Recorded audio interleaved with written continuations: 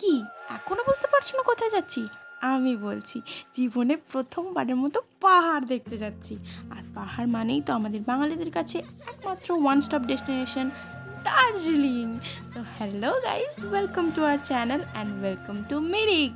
আর এটা ছিল মিরিক লেক। চারিদিকটা এত সুন্দর দৃশ্য, যেন ভগবান রং তুলি নিয়ে বসে সময় নিয়ে জায়গাটাকে এঁকেছে। আর তারপর আমরা চলে এসেছিলাম পাইন ফরেস্ট মানে লেপচা জগৎ। আর এই জায়গাটা তো একদম হেভেনলি সুন্দর। কোন জায়গাটা সুন্দর নয়, যেদিকে দেখবে সেদিকটাই সুন্দর।